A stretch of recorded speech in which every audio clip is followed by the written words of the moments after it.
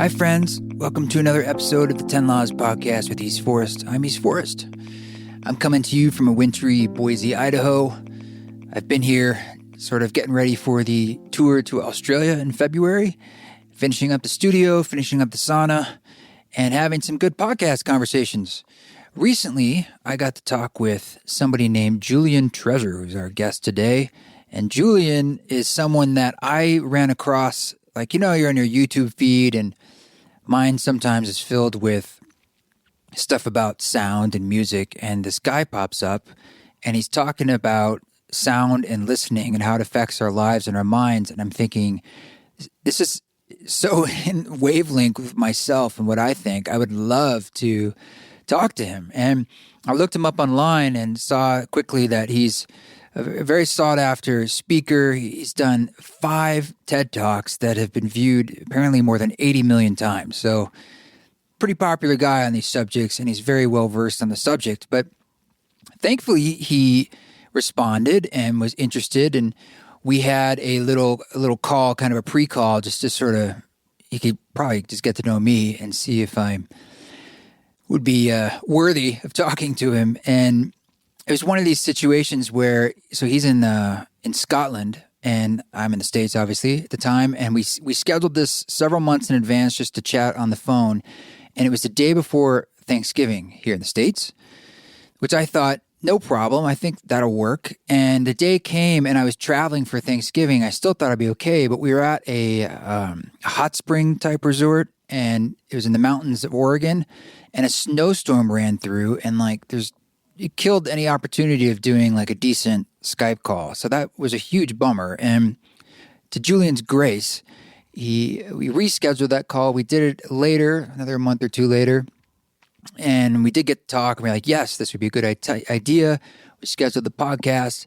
And so this is it. And I was able to ask a lot of the questions I've been wanting to ask. And I think you'll find this completely fascinating and completely amazing, how sound and listening and the role it plays in our lives and the stress. And it's sort of a scientific angle that, well, it's totally fascinating to me. And I know if you listen to this, it will affect your life. If you get a moment to review this podcast, that would be wonderful, particularly on Apple Podcasts. It's where you can do it for sure. Scroll down there to the bottom on the main screen. It has the show or the available episodes. You'll figure it out. Hit 5 stars, give a written review, share this online. All those things make a big difference, and I very much appreciate it. Sconchy2 left a review. That's right, Sconchy2. 5 stars, keep up the great work, love the podcast and the lessons it holds. Hearing you go over the Ram Dass album was beautiful. Thank you. I needed that. You're welcome, Sconchy2. Appreciate you leaving a review. Otherwise, just updates from this front. I have completed the sauna. So the sauna that I've been working on, it took 2 weeks to the day. I was a complete machine working on that thing. But I got to say, it's amazing. I have the sauna I've spoken about in southern Utah, and having one up here was a real dream and a real abundance. But it's wood-fired. You get in there, it's got some different levels of benches, and it got the rocks that I brought up from Boulders from Boulder, Utah. And it's been amazing. Really happy about that. But I'm also recognizing that doing construction projects, whether it's that or working on the music studio, is a form of resistance for me. Resistance in the parlance of The War of Art, Stephen Pressfield's book, of me resisting, playing music. But I recognize I'm setting the stage and sowing the fields by building music studios and stuff, and it's all good. But that's what I've been up to, and just getting ready to go to Australia. So obviously there's a lot going on there with the fires, and I'm keeping track of it, and my heart goes out to everyone that's there, and I'm just trying to get a lay of the land. But I think the East Forest ceremony concert that we're going to be offering there, I believe there's about 7 or 8 we're currently scheduled and selling tickets for, can be helpful in the sense that it's a place to really connect with that inner fortitude, wisdom, truth, a time to just, get a breath of air and from everything that's going on, and gather as community. And I think these are all things that are really important. in my opinion, a lot of what's going on in our world and what I think Australia is sort of at the spear tip of right now is stemming from a spiritual emergency in a way, a spiritual issue. And there's nothing wrong with it. But I do think that, the kind of solutions we need are going to begin from the inside out as they turn into collective movements and change that we each make based on our recognition of our connection to one another, not just as people, but as a planet, as a cosmos.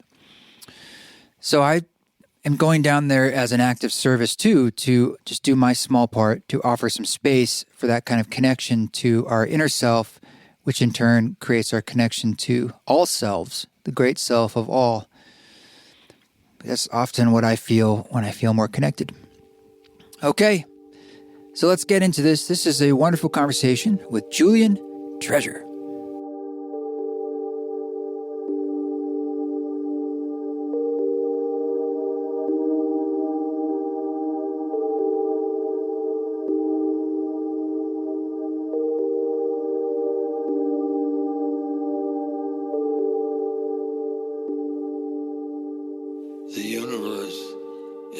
Well, I'm really excited to talk. I know it's been a bit of a journey for us to get connected, but it was all started when I think it was on YouTube, and it was not one of your TED Talks. It was just an interview that you did, and you were talking about sound, which is something that you and I are both quite obsessed with in maybe slightly different ways, but there was an amazing amount of crossover, and I immediately thought, I'd love to talk to you and also ask you some questions because, for instance, let's just get into this. I mean, right now I'm sitting in a studio that I've been working on building, and when I first got into this space, it was an external garage.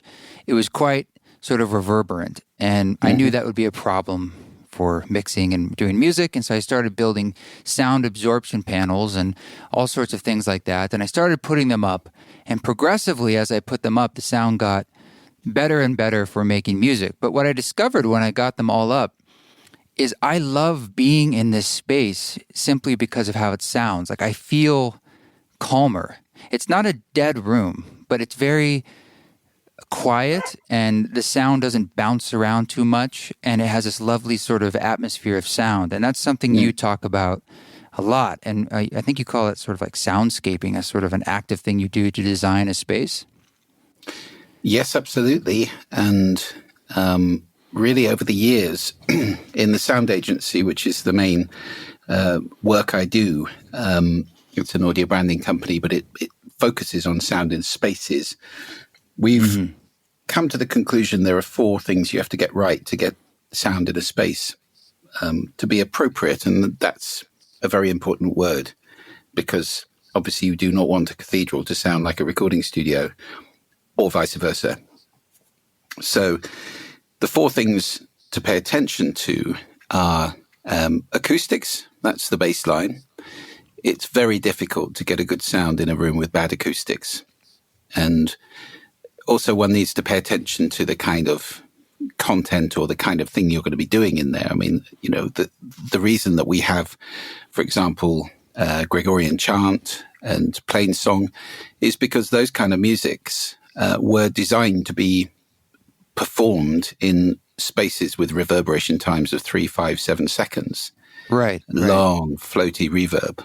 And they sound beautiful in that. I mean, if you put somebody singing plain song into a dead recording studio, it would not sound at all the same.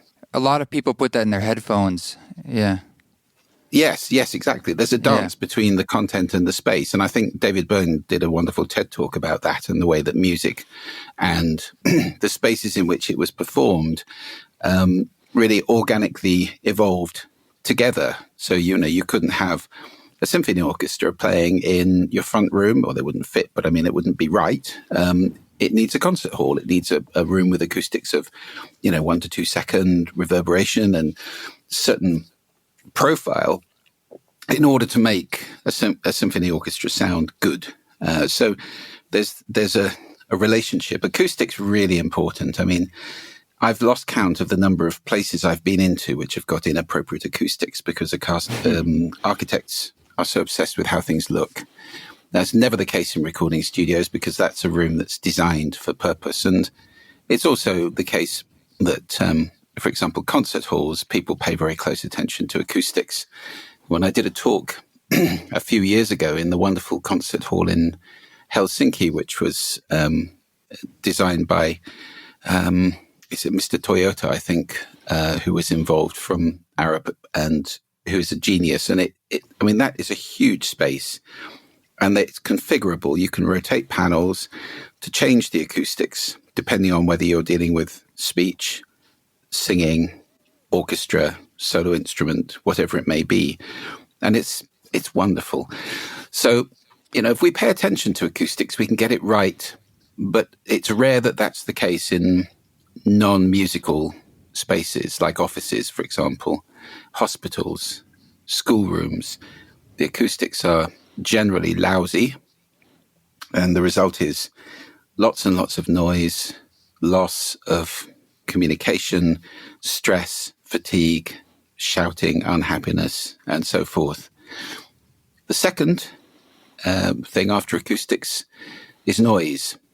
And obviously in a recording studio, you can't have even, for example, air conditioning making a noise. So people have jumped through hoops designing systems where you've got baffles and long tubes and loads of padding and stuff to make sure that the noise of the pump does not travel down the shaft and get into the recording studio. And that's a real problem. I don't know what you've got in your room to keep you cool or to keep the air circulating.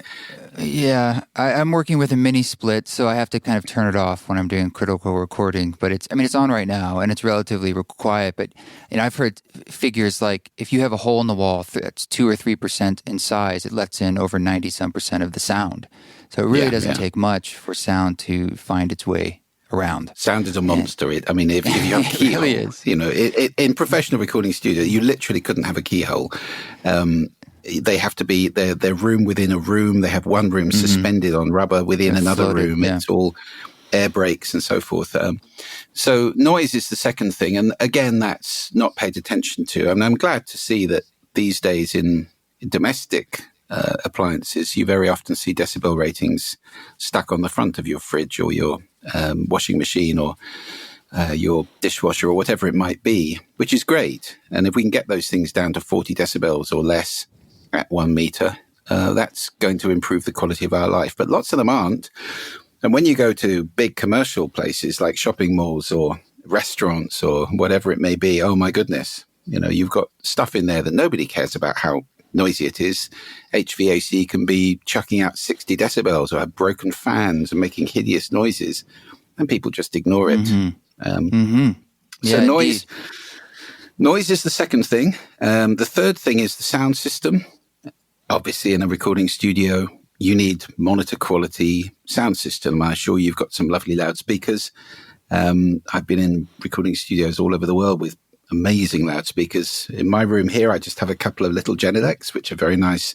Very nice. Good standard monitors from Finland. And they're very flat. They give me a very flat response. And there are plenty of those out there. But if you're in a proper recording studio, you have some big reference monitors as well, which are awe-inspiring speakers.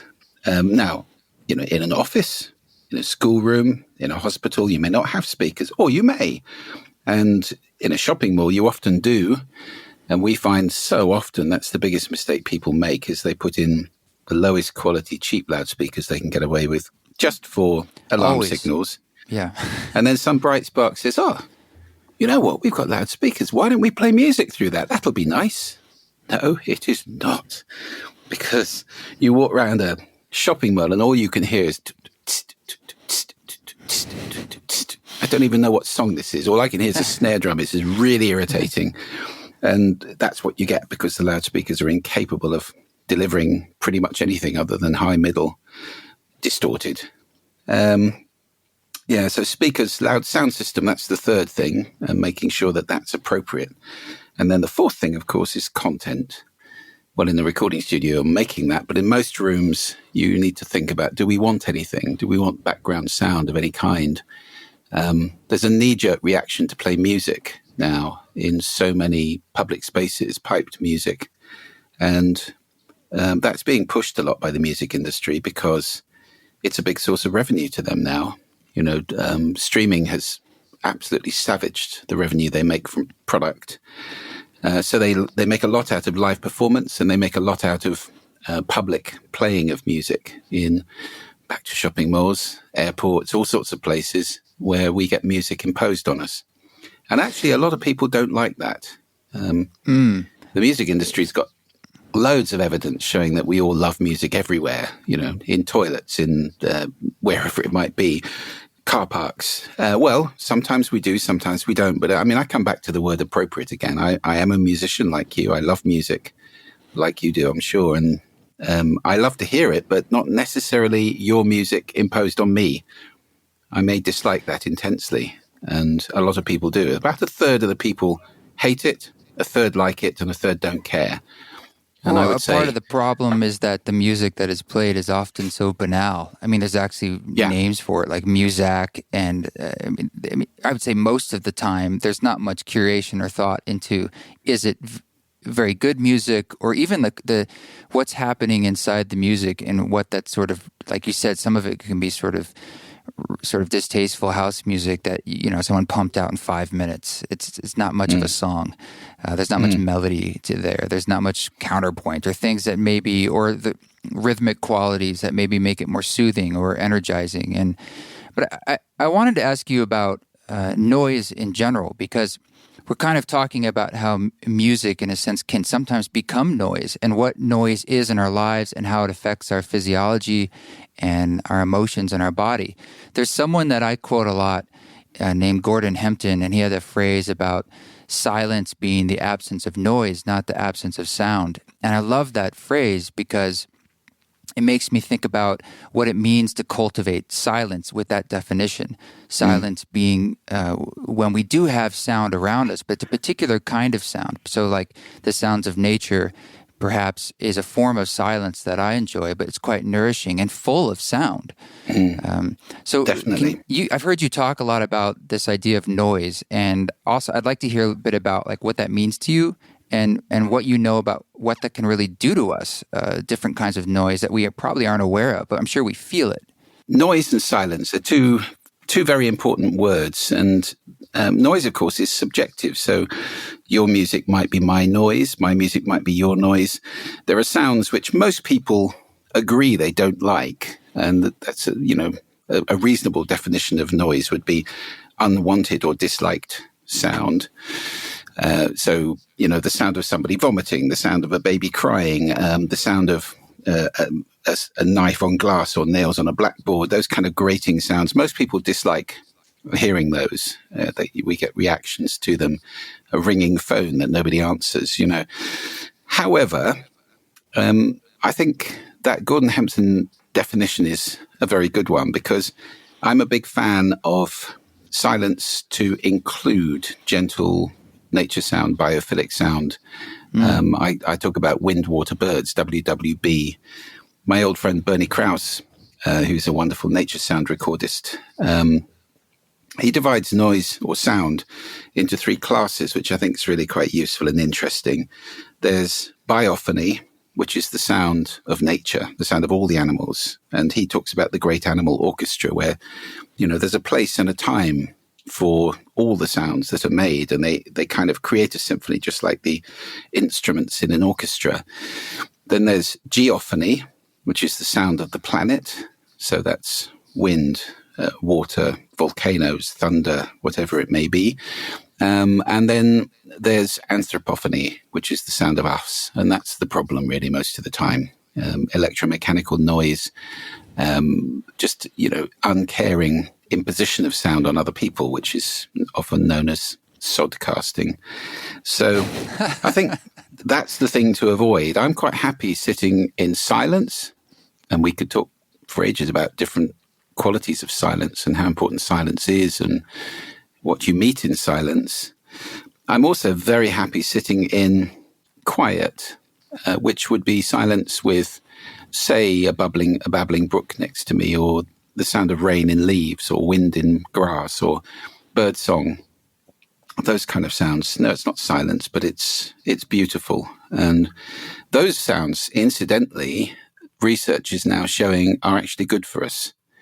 There's quite a lot of research now which is building up showing that, for example, birdsong aids recovery from a lot of different conditions like stroke and so forth, and that running water is a very health-giving sound. In fact, that's the sound we're basing the Mood Sonic product on from the Sound Agency, which is sound that we've developed for offices to improve well-being and concentration. It's based on, largely based on water, off the research of Professor Hongisto in Finland, who's found that water does a pretty good job masking. It takes out the consonants, the s and t. And if you remove consonants, it's very hard to understand speech. Vowels are not comprehensible on their own. So it's good at doing that. At the same time, there are lots of associations, and that's another really important word with sound, isn't it? Associations. So we associate water with health, with purity, with life. We are 70% water anyway. So it's a pretty important sound for life, and a very good one. So yeah, so noise is at one end of the spectrum.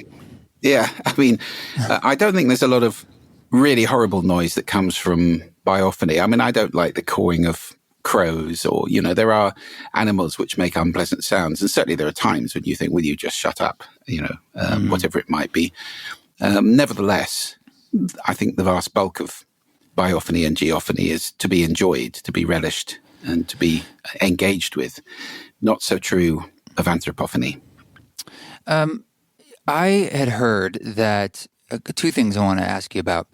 Have you heard about, I don't know what these rooms are called, but you've seen these rooms that have absolute silence, which is actually quite almost totally unusual, where maybe the only thing you could hear is your own breathing and a heartbeat, and that supposedly sort of folklore that this is extremely stressful for a typical human being, that it's almost like we need a kind of sound around us. And then I would imagine like the water, the associations, it's sort of epigenetic in a way. It's encoded into our history of what has been around us for millennia, and there's a certain soothing aspect to that. I had always heard that sounds of crickets and frogs, the things that are a large chorus of insects or animals that create this chaos of sound, but inside that chaos are these waves of order.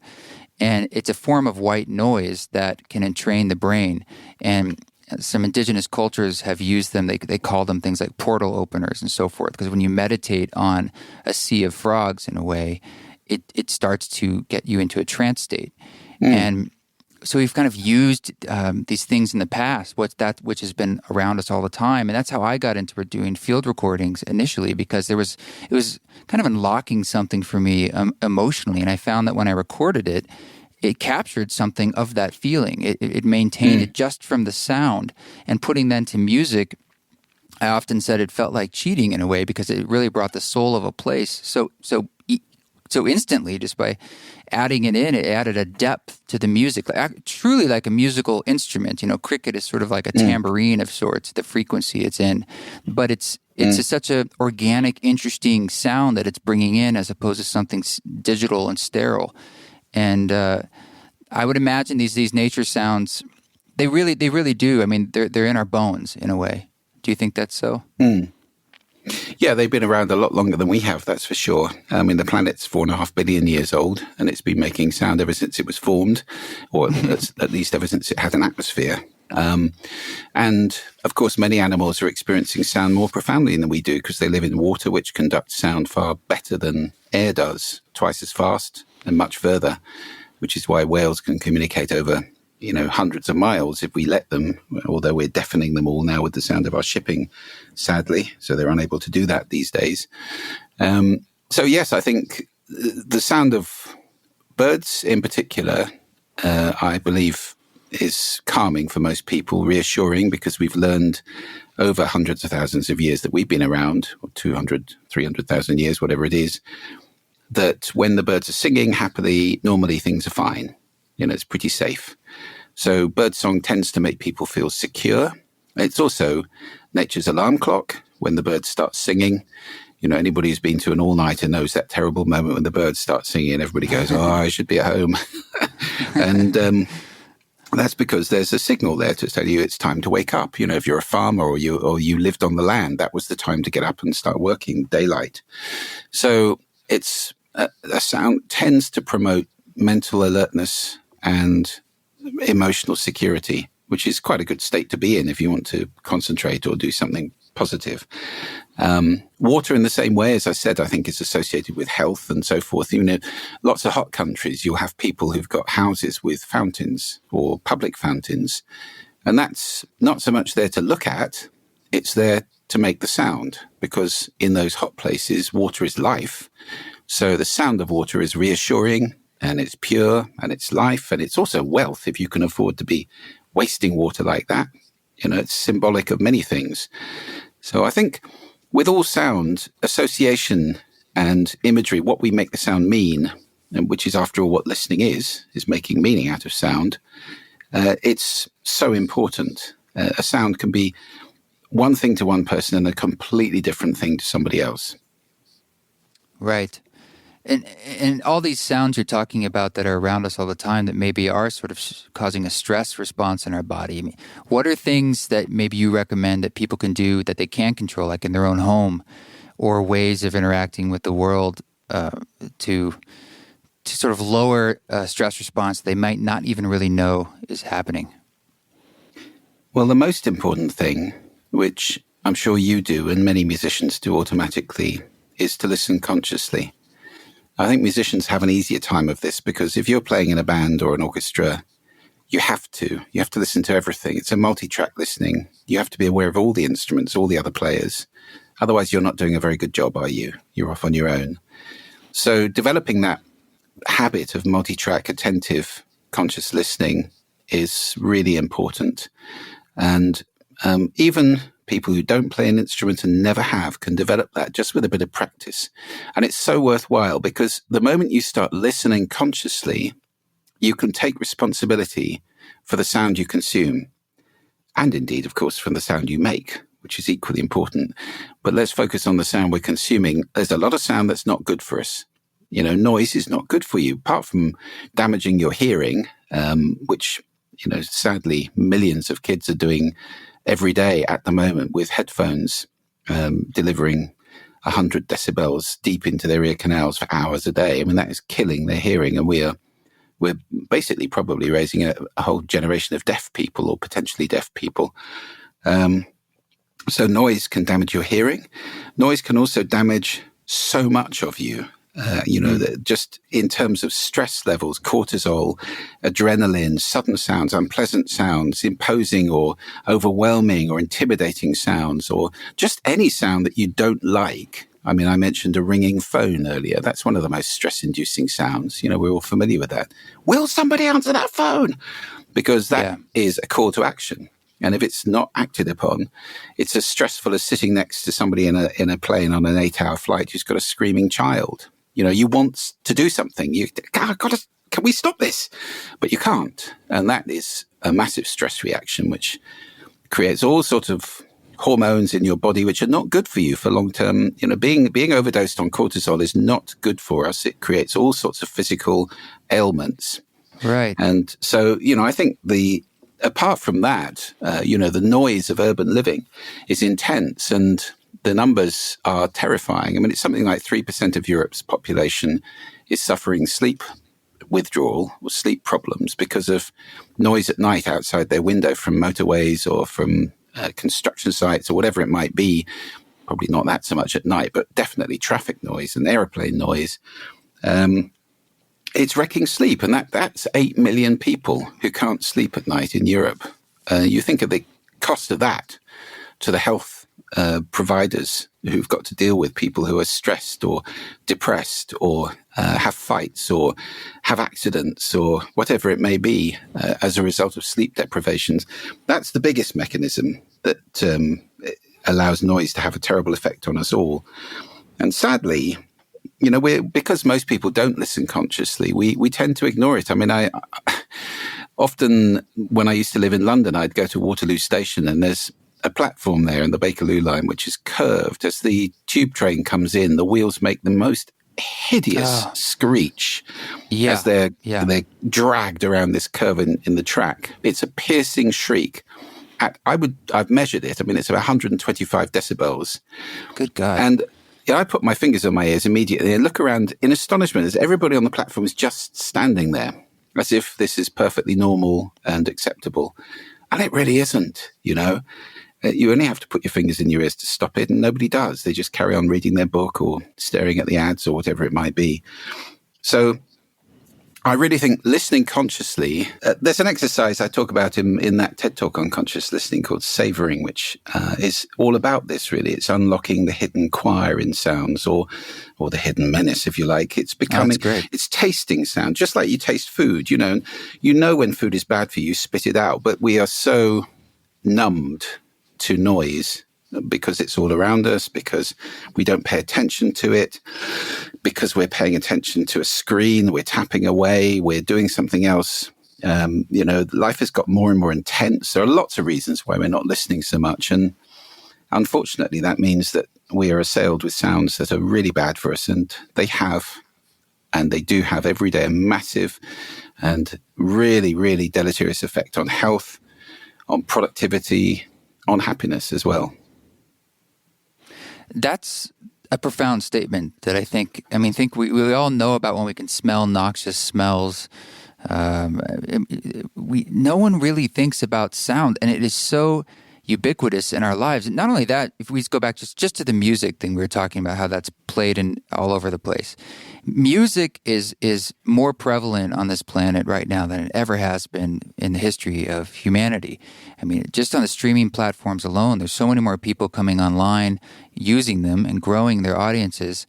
And we're listening more and more and more, and it's being played all over the place. It's like asking a fish what water is. And I really don't think we give it credence to the role it plays. And just sound alone, I mean, the fact, obviously, that we talk to one another, but it's even encoded in things in our religions, like God spoke and then the universe began, or in science, the Big Bang. It's a sound. It's like it's this idea that there was this kind of resonance that started it all, and we're all in this reverberation, which is more like metaphysical, philosophical way of looking at it. But I kind of see us sort of acknowledging what it is, but we don't actually consciously recognize what's going on in our lives. And I really love this idea of conscious listening, because I talk all the time about, I just call it active listening versus passive listening.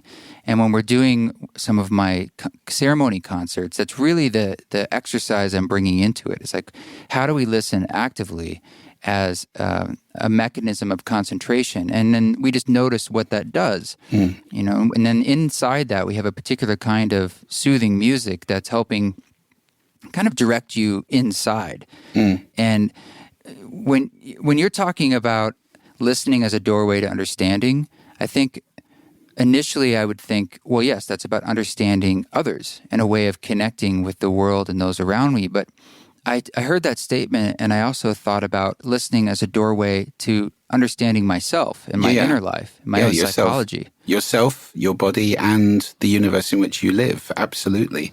Because there's sound all around. I know in space there's no sound because there's a vacuum. But nevertheless, actually, the planets that have got atmospheres are all making sound. There's plenty of sound throughout the solar system. There's plenty of sound in the universe where there's gas or some medium to carry it.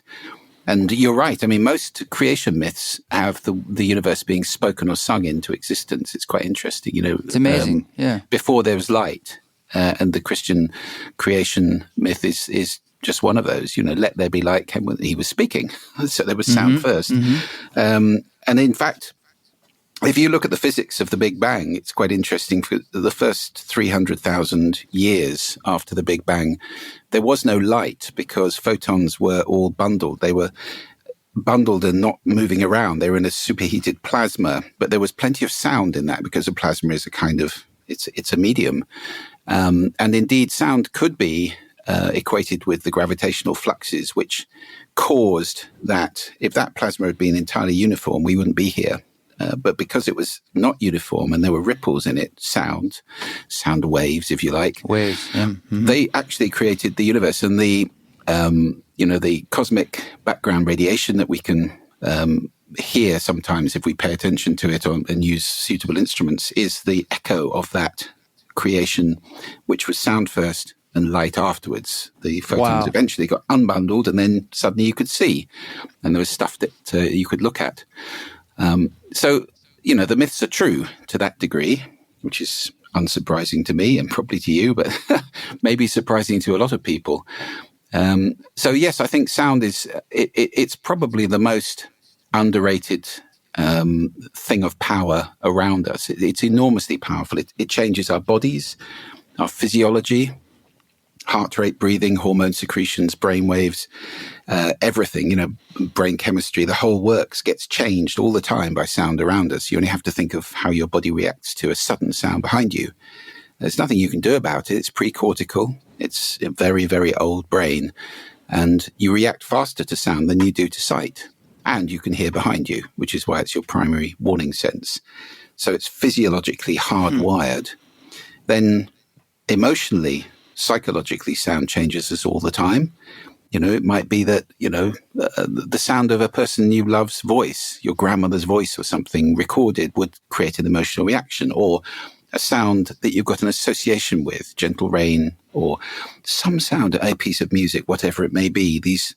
These can really bring emotional impact. Then cognitively, sound changes how well we can think. And you only have to go back to, we were talking about open plan offices. We can't think when there's somebody talking. We're programmed to decode language. It's complex.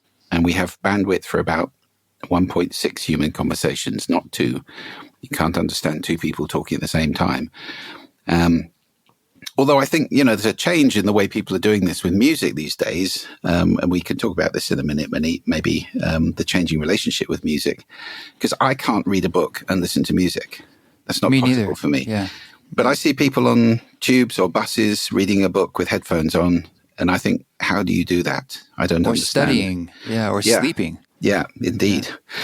So that's the third way sound affects us, is cognitively. It changes how well we can think, how densely we can think. And then the fourth way sound affects us, of course, is behaviorally. It changes what we do. There's loads of studies showing that fast-paced sound, fast-paced music usually, speeds people up. You walk faster, you move faster, which is why, again, so many shops do this wrong. They have fast-paced music. It makes people leave faster. What you actually want in a shop, unless you're, wanting people to be energized and it's a fashion shop and there's a particular linkage there, there's some reason you want slow music because you want people to stay longer and be calm and, enjoy themselves, not be rushing about and leave. So those are the 4 ways sound affects us. It is so powerful. And being conscious to me is realizing that when you're listening, you're doing something. It's not hearing. Hearing is like your heart beating or breathing. It's a reflex. It happens. You hear everything to the extent you've got good hearing. Listening is a skill. It's an activity. It's something we can get better at. And to me, it's shocking that we don't teach it in schools. It's such an important part of being a human being. And yet it's taken for granted. We teach reading and writing, and it's a shocking scandal if a child leaves school unable to read. But millions of children leave school unable to listen every year. It might save a few marriages as well. Oh, my goodness, yes. What's the most common complaint in relationships? He or she never listens to me. They don't hear them, yes. They don't understand. They're not, transmitting what their meaning of what they're trying to say or convey emotionally. Absolutely. Because we're doing 2 things when we listen. First, we're selecting something to pay attention to. You hear everything. You select certain things to listen to. So you don't listen to everything. And that is one reason why everybody's listening is different, because different people pay attention to different things.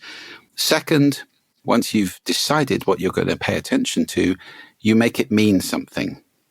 You decode it, whether it's language or a sound that you've heard before, or a sound that's a bit like something you've heard before, or it's a sound you've never heard before, in which case it's a possible threat and you'll react like that. So it's selection and meaning making, which is why my definition of sound generally is making meaning from sound. My definition of listening is making meaning from sound. Well, I love that listening has that element of choice. Yeah, That's totally. really important. Mm-hmm. Yeah, it's elective. It's a conscious activity. It's not a reflex passive action. I know it's a passive sense in the sense that your ears are not sending out in the way that perhaps you could see your eyes sending out, but they don't. I mean, but they also receive. Your mouth certainly sends out. Nevertheless, sound is a very intimate. Hearing is a very intimate sense. Sound waves are coming inside your ears, touching you inside your head. That's quite intimate. And we can't turn it off. It's always on. You have no earlids, so you have no choice. If there's a sudden sound at night, you'll wake up. Your sound is always working. It's the first thing you gain in the womb. It's, by many accounts, the last thing that goes and fades when you die. So it's a massive sense. And yet the listening part of it, which is where we're actually in relationship, we're in this dance with hearing. We have a role to play here. Our soul, our spirit, our mind is active in this. And to me, it's tragic that many people just have that turned off. They haven't got that connection at all. So they happen to hear things, and it's purely accidental what they pay attention to, and indeed what they make it mean. They're not conscious. They have a choice there. Because I can make anything mean anything, can't I? Which means I can actually change my reality by changing the way I listen. And that is quite an exciting concept. Yes, it is. I mean, when you talk, do you ever lead sort of listening meditations, or do you actually walking someone through what kind of tools to use in their own mind to do a form of active listening or conscious listening?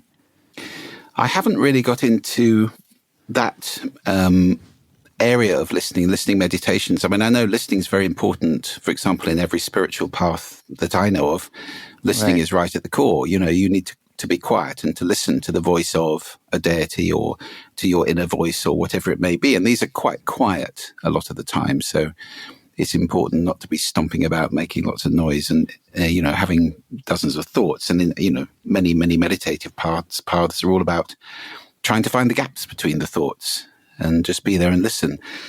So it is a very spiritual thing to do. I have had meditation practices in my life. I haven't got one at the moment, but I kind of think that a lot of the days I walk around in a sort of walking meditation because I'm engaged in conscious listening, and it's a very passive way to be. It's listening, I think, is a great gift. If you're really listening to somebody, that is giving them 100% of your attention. It is meditative because you still yourself. You stop the little voice inside. You stop you know what I'm going to say next. I've got this great thing I want to say next. So will you shut up so I can say this great thing? None of that is going on. You're simply listening and trusting that what will come out of your mouth afterwards will be the right thing. And that's a beautiful place to get to. It is a very centered, meditative place to be. And it's not somewhere that many people are in conversation because so many people are obsessed with looking good or being right. And those two things in particular, which are damaging our society enormously, I think. Well, that is something to cultivate, is how we give our attention. Our attention is something that every company is vying for, and it's a form of currency that how much of it they can garner it shows how successful they are. And it just goes to show us that's sort of a sacred human ability for us to choose what we put it on. And as you're saying, when you give your full attention to someone, so I just did a record with Ram Dass, and he's this. I think you and I talked about him before we did this podcast, and that was what he really gave. When you were with him in person was this unbelievable amount of presence and attention with just you, and there was nothing there behind it. He was just sort of saying, "I'm just here receiving whatever you wish to say or give or not say," and often we didn't say. We would just be there and look at each other, and it was just sort of this lovely purity of attention. And a lot of times, as you're saying, that has to do with, in a sense, how much noise is there present in that attention. So with Ram Dass, there was none. In a sense, we weren't even saying anything. So we just took out all the variables. But with normal conversation, it's sort of, as you said, getting rid of the fluff and not thinking about what sound and noise am I going to do next, or the noise in my own head, the sound that's reverberating, in a sense, silently in my synapses in my brain. And it really can be a doorway to presence. Definitely. Thinking about, how can I listen better, not just to other people, but to myself and then to the sounds around me. It's a really deep subject that you're bringing up, that I think for some people, they can hear what we're saying and they get it and they understand it. And they're probably thinking like, well, how do I do that if I'm not a musician? Or what's my doorway in for the average Joe, in a sense? Yes. And I would just, before I give you maybe some exercises, which I've given to people over the years, which help to open that door. I think the enemy in all of this is fear. And fear tends to manifest itself in the two really addictive habits that I've just mentioned, looking good and being right. And those are so prevalent in modern society now, apart from also being distracted, having something going on all the time, maybe 2 or 3 things going on, a TV, a phone, a tablet, music, a conversation, multi-stream, this kind of thing. It's getting to the stage where we're addicted to intensity, and that tends to really be displacing of intimacy and of listening big time. I mean, listening and intimacy are very closely related, I think. So it all comes from fear of not being liked, fear of being wrong, fear of being thought badly of, fear of being inadequate, whatever it may be. It's natural to fear as a human being. We all fear. But unfortunately, it's coming out now because society is making it less and less acceptable to be wrong or ugly or, not brilliant. It is becoming a big problem. And the easiest way for me to be right and feel good about myself is to make somebody else wrong. So that's at the root of a lot of the polemic and polarization and shouting that we're seeing in politics and unfortunately also in personal relationships. I think politicians go off and have talks. I wish they'd go off and have listens. It would be a better world. Yeah. So how do you open the door? Well, I mean, meditation is a very good practice, and I do recommend it to anybody because it's a quietening of the spirit and a quietening of the voice in the head.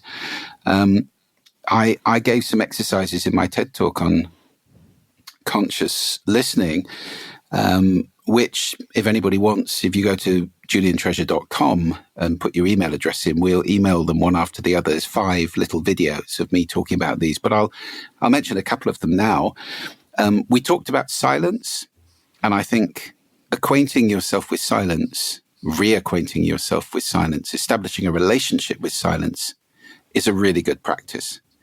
2 or 3 times a day, ideally. Even if you can't do that once a day, go on, you can do that. 3 minutes. And I am talking about silence in the sense that Krishna and I mentioned earlier, which is relative quiet, just absence of noise. Not anything unpleasant. You can certainly have a beautiful natural sound around you. If you're in your home and you just go to the quietest place, you might have to lock yourself in a bathroom or cupboard or something, just 3 minutes. And it recalibrates your ears. Any musician who records knows that you have to take breaks every hour or so. Otherwise your ears go dead and you can't hear what you're doing. So it's about that, refreshing your hearing, re-engaging your listening up to, and giving yourself a baseline. I mean, silence is the baseline for sound. And it's very important to explore that. And you might meet yourself there. That's often what people fear, I guess, about silence. So it's a good practice. Yeah, it probably cultivates the ability then when you're just out and about and listening to someone to sort of like recognize what that silence is for you as sort of a barometer, a baseline. Am I there, and am I really listening right now to what's around me, and where am I putting my attention? And hopefully that leads to not just a more well life, but maybe one that has less cortisol response, less stress, more recognition of the sounds going on around you. I know for myself, when I'm in a place where the sound is challenging for me, I kind of physically have to leave the space. It's really hard for me to be there in any situation. Yeah, I'm a lot older than you, and I get that with the cocktail effect in rooms with a lot of people talking. I find it really, really difficult now. And I mean, that's known to get worse as you get older. Nevertheless, I'm more and more sensitive to sound. I mean, I haven't got hyperacusis or anything yet. I sort of dread that. But I am certainly getting to the stage where even, my 5-year-old daughter can hurt me with sound if she chooses to. And I have to explain it to her, which I try to do in a very calm way. Daddy's got very sensitive ears. So, yes, I agree with you completely there. And I think if you're going to be responsible to your hearing, to your health, then it's really important to reestablish the baseline and understand the range of sound, so that when you go into a restaurant, which is 95 decibels, and you find yourself bellowing, you can say, you know what, I really don't want to be in here. I'm going to leave. And you can have a word as you go out and just say, I won't be back. Lovely food, but it's too noisy. They don't get much feedback like that, unfortunately. So things don't change very often because people are not conscious of the fact that they've just left with a sore throat and a sore head, and it wasn't a nice experience. But they'll probably go back because they don't associate the noise with the ailments. So, yes, silence is the first exercise I'd recommend. We talked about savoring, which is a really good practice. And I would say to anybody listening to this, go around your house with your eyes shut. You might have somebody help you, or you might go into a room, then shut your eyes and listen really carefully to each room and just ask yourself, is there anything in here I should remove, which is not useful or pleasant? Is there anything I could put in here which would be enhancing it and making it more pleasant and more functional for whatever it is you want to do? So it might be, the sound of gentle surf at night when you want to sleep, which is a very soporific and lovely sound. Or it might be the sound of birdsong in the morning in certain rooms. Or it might be turning that ice machine. I'm the person in American hotels who goes out into the corridor and unplugs the ice machine, I'm afraid. I love that. So, yes, listening to those things. I've had to move rooms in hotels many, many times because of the air conditioning or the fridge that you can't get at the plug. It's behind a big unit. Yeah, I always unplug the fridge all night. Hideous.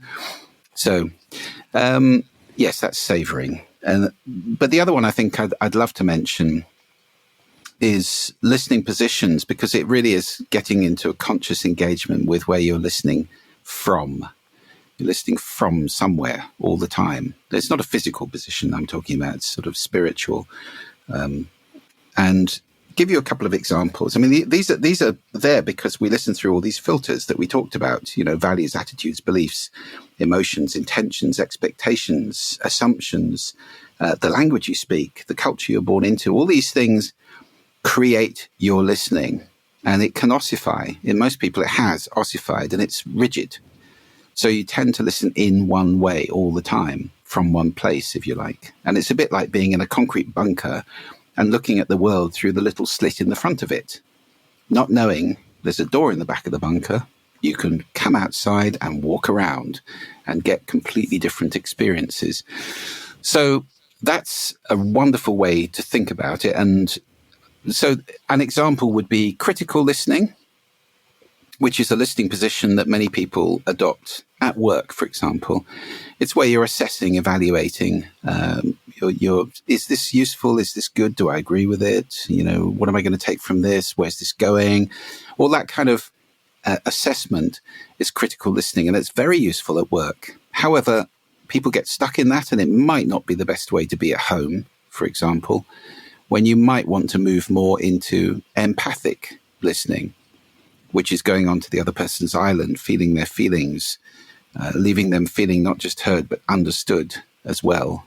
And that's a wonderful thing to give to somebody, not what you want to be doing at work all the time, but moving consciously between those positions is enormously powerful. There are many, many, many listening positions. People listening to this, you can create your own ones.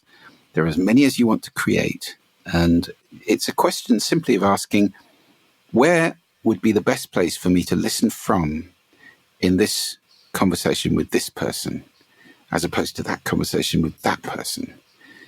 So that, I think, gives you access to flexibility, changing your listening. You're totally in control of what you select to listen to and what you make it mean. And most of us have let go of that. We've lost our connection with that ability to listen consciously and from different places. So there's a couple of accesses to conscious listening. I think being curious is a great one. I mean, being ferociously curious all the time. That's a really good way to listen. And being committed. I mean, one simple thing I'd urge anybody listening to this to do after you've listened to this, next time you have a conversation with somebody you love, put everything down, look at them, pay attention to them, and listen to them 100%. And they'll probably go, "What are you doing?" Because they haven't experienced that for a long time. We spend most of our lives doing something else and doing a bit of listening on the side. And it's a wonderful gift, as I said earlier. I think there are billions of people on this planet who've never had that experience of being fully listened to by somebody who's absolutely looking at them and doing nothing else. Scott Peck, who wrote The Road Less Traveled, which is a wonderful book, said, "It is not possible to listen to another human being and do anything else at the same time, to truly listen to another human being." And I agree with that completely. So that's a great gift, and that would be a great thing to go off and do after listening to this podcast. Yeah, fully witnessing another human is maybe what we're here to do. And I think a lot of problems could be solved by just hearing other people. You can look at that even geopolitically, like we get into all this sort of saber rattling. And if we ever, I don't even know how it would be possible, but just for countries to sort of, whoever's heading this up is like, can we just hear each other? And it makes me think of, there was some form of tribunals or trials they sort of had. I only know the cliff notes of this in South Africa. Yeah. And the it Truth Commission. Yes. Well, and it had something to do with really hearing from the people who had been hurt by the people who had done the genocide or the murders. And that was more effective and more powerful than, say, hanging them, or just, pillorying.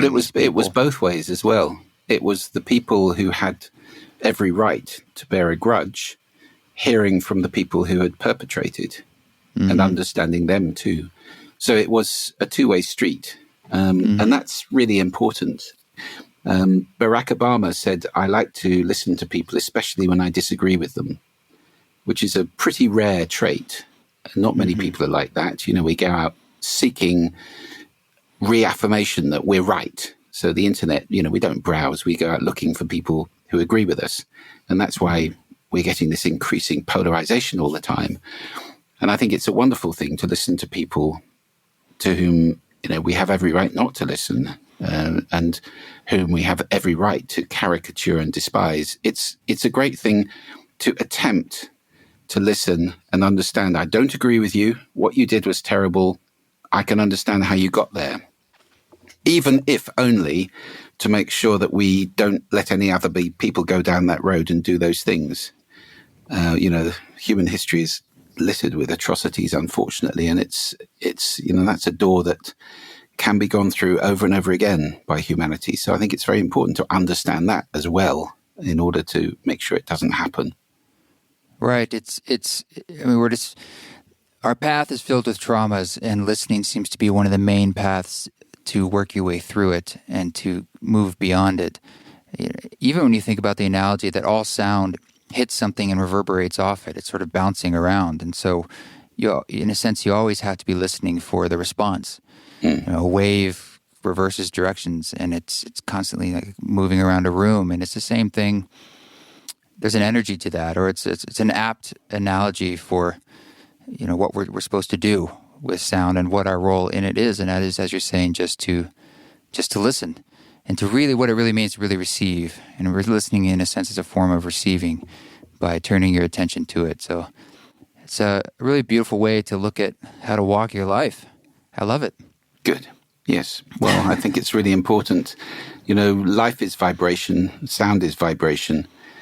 We are vibrating all the time.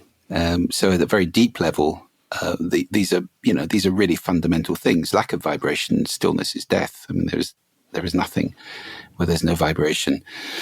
So, what we're talking about really is embracing that.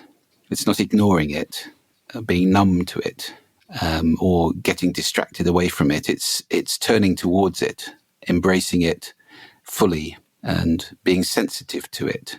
That is a much deeper and more productive way to live, I think. And sound is the most obvious form of vibration for us. I know light's vibration too, but nevertheless, I think sound is ignored massively. And we are going to see that change in the coming years now with, there's an audio revolution coming on the internet. We're going to be speaking to the internet, not tapping with our fingers and looking at screens so much.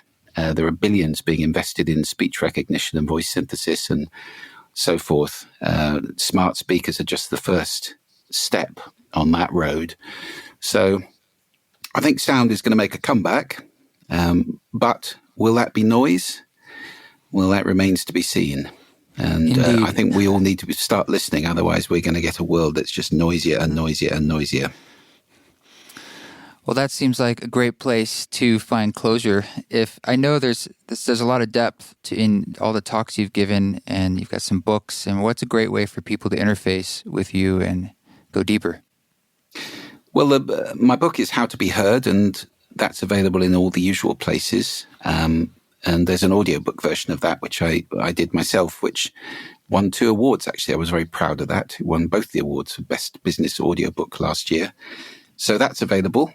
And I would recommend consuming it in sound, of course, being a sound person. Yeah. Then just pop by my website, actually, also, and, sign in and get those 5 little listening exercises. That's worth doing. I think they may be useful. There's 2 of them I've given here, and there are 3 more. And they are good accesses to conscious listening. So, yes, I hope those things are of use to people. There are the TED Talks as well. There's 5 of those.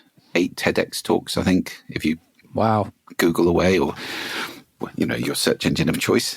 So there's plenty of stuff out there. And mostly it's, it's not about slavishly following what I say or anything else. It's about just saying to yourself, you know what, I'm going to listen and taking that on. There's no university syllabus in this. There's no recognized way to do it. You simply need to commit to be conscious in your listening and work at it every day and listen. And my goodness, your life will change for the better. Well, thank you, Julian, for giving us your time. I've had a joy sitting here on headphones listening to you. I like that we actually can't see each other because I can really just listen.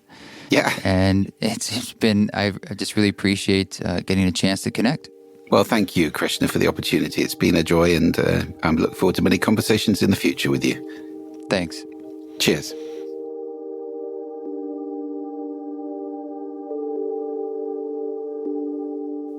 Well, I can't thank Julian enough again for giving us his time. I thoroughly enjoyed talking to him, and I'm hoping we get to do it again sometime.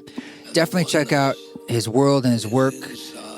It's a deep dive, and his TED Talks are entertaining and, wonderfully informative and amazing. Thank you, Julian. This music you're hearing in the background, this is the We Are Truth, the album leaf rework from the album that came out at the very end of the year there, their East Forest Ramdas Reworks album.